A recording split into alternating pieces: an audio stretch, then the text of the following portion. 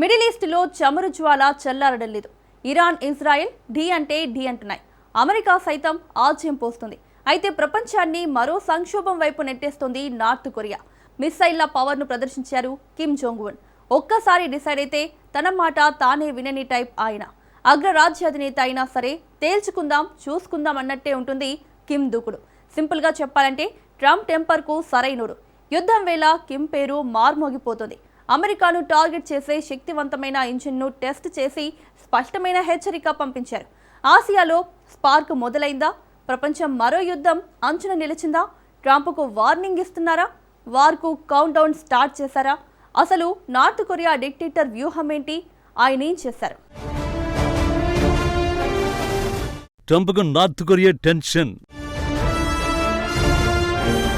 Kim Jong Un నయా sketch. అమెరికాను షేక్ చేసేలా టెస్ట్. ప్యోంగ్యాంగ్ పెద్దలు జరిపిన సూపర్ ఇంజిన్ పరీక్ష వాషింగ్టన్ పాలకుల వెన్నులో వణుకు పుట్టిస్తోంది. అమెరికా లక్ష్యంగానే ఉత్తర కొరియా ఆయుధాల్ని రూపొందిస్తోంది. ఎప్పటికప్పుడు అధునాతన ఆయుధాల్ని సమకూర్చుకుంటోంది. దీంతో ఇరు దేశాల్లో భయాందోళనలు నెలకొన్నాయి. అత్యధిక సామర్థ్యం కలిగిన క్షిపణుల ఫ్యూయల్ ఇంజిన్ను north Korea president Kim Jong Un పరీక్షించారు. దేశీయ సైనిక వ్యూహాత్మక శక్తి సామర్థ్యాల్ని పెంచే లక్ష్యంతో క్షిపణుల ఇంజిన్ను తయారు చేసింది ప్యోంగ్యాంగ్.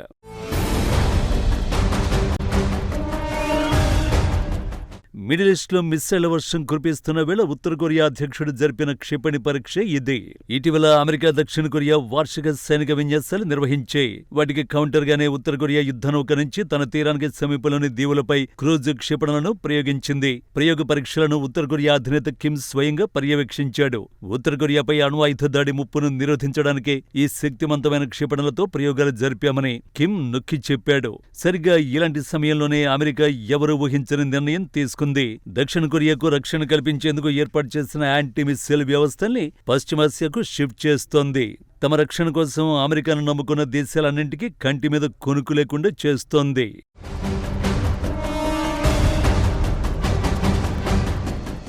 మిడిల్ ఈస్ట్ ఘర్షణ ముగియక ముందే మరో యుద్ధానికి రంగం సిద్ధమవుతోందా? భీకర దాడికి కిమ్ రెడీ అవుతున్నారా? ఈ యుద్ధానికి కూడా ట్రంపే కారణం కాబోతున్నాడా? ప్రస్తుత పరిణామాలు చూస్తుంటే అవుననే సమాధానమే వినిపిస్తోంది. 10 ఏళ్ల క్రితం సియల్కు రక్షణగా ఉంటానని హామీ ఇచ్చిన అమెరికా ఇప్పుడు యూటర్న్ తీసుకుంటోంది. ఉత్తర కొరియా క్షిపణి దాడుల నుంచి కాపాడేందుకు ఇచ్చిన కీలక రక్షణ వ్యవస్థని మిడిల్ ఈస్ట్కు తరలిస్తోంది. దీంతో ఎప్పుడైనా కిమ్ క్షిపణులు దక్షిణ కొరియాను లక్ష్యంగా చేసుకోవచ్చన్న అనుమానాలు కలుగుతున్నాయి.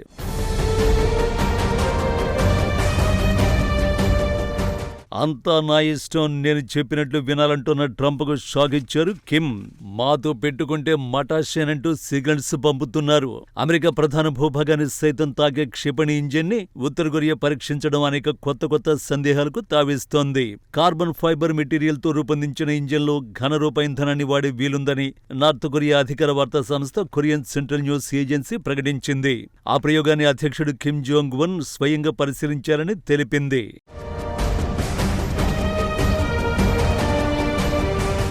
నార్త్ కొరియా క్షిపణి 5000 కిలోమీటర్ల దూరంలోని భూభాగాన్ని సైతం తాకగలదు. తాజాగా ప్రయోగించిన క్షిపణి కార్బన్ ఫైబర్ మెటీరియల్తో తయారైంది. దీని ఇంజిన్ 2500 కిలోటన్స్ పవర్ కలిగి ఉంది. 2025 సెప్టెంబర్లో ప్రయోగించిన క్షిపణి 1971 కిలోటన్స్ సామర్థ్యాన్ని కలిగి ఉంది. ఒకే మిస్సైల్ అనేక వార్ హెడ్లను మోసుకెళ్లగలదు. ఆయుధ సామర్థ్యాన్ని విస్తరించడం, మిస్సైల్ శక్తిని పెంచడంలో భాగంగా కొత్త క్షిపణుల్ని ఉత్తర కొరియా తయారు చేస్తోంది. అది నేరుగా అమెరికా భూభాగంపై దాడి చేయగలదు. బ్యాలిస్టిక్ క్షిపణి సంపత్తిని సమకూర్చుకునే క్రమంలో క్షిపణి ప్రయోగం మైలురాయి వంటిదన్నారు కిమ్. 5 ఏళ్ల సైనిక అభివృద్ధి లక్ష్యంలో భాగంగా అనేక క్షిపణుల్ని ఉత్తర కొరియా తయారు చేస్తోంది. ఇటీవల నార్త్ కొరియా పార్లమెంటులో కిమ్ ప్రసంగించాడు. తమ దేశం అణు సామర్థ్యాన్ని కలిగి ఉందన్నారు.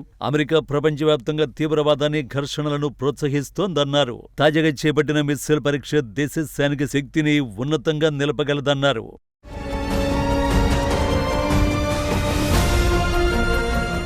10 ఏళ్ల క్రితం ఉత్తర కొరియా అణుముప్పు నుంచి కాపాడతామని చెప్పి థాడ్ వ్యవస్థను దక్షిణ కొరియాలోని సియోంగ్జులో అమెరికా మోహరించింది. దక్షిణ కొరియాను తన పరమ శత్రువుగా ప్రకటించిన కిమ్ జోంగ్ ఉన్ అణు సామర్థ్యాన్ని పెంచుకుంటామని బహిరంగంగానే హెచ్చరిస్తున్నారు. ఇలాంటి సమయంలో రక్షణ వ్యవస్థల్ని ఉపసంహరించుకోవడంతో అతడు రెచ్చిపోయే అవకాశం ఉందని సౌత్ కొరియా ఆందోళన వ్యక్తం చేసింది. అనుకున్నట్టుగానే క్షిపణి పరీక్షలతో తగ్గేదేలే అంటోంది నార్త్ కొరియా.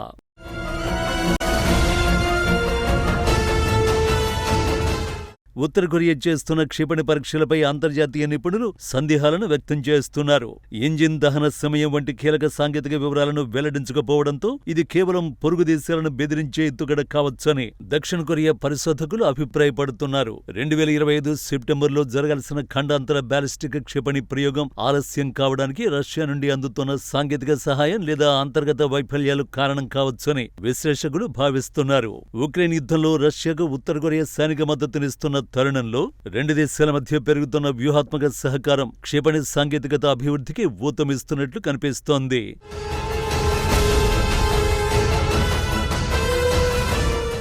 మధ్యప్రాచ్యంలో యుద్ధమేఘాలు కమ్ముకున్న వేళ అక్కడున్న తమ సైనికులను మిత్రదేశాలను కాపాడుకోవడం అత్యవసరమని అమెరికా వాదిస్తోంది.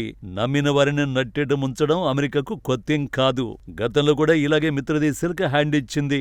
2 దశాబ్దాల పాటు అండగా ఉంటామని చెప్పి ఒక్క రాత్రిలో ఆఫ్ఘనిస్తాన్ ప్రభుత్వానికి సమాచారం కూడా ఇవ్వకుండా సైన్యాన్ని ఉపసంహరించి ఆ దేశాన్ని తాలిబాన్ల పరం చేసేసింది. ఆ తర్వాత ఏం జరిగిందో చెప్పాల్సిన అవసరం లేదు.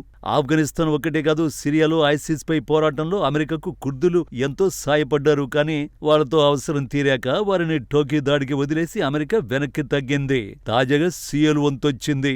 దేశ రక్షణ విషయాల్లో అమెరికా లాంటి స్వార్థపూరిత దేశాలను నమ్ముకుంటే చివరికి జరిగేది నమ్మక ద్రోహమే.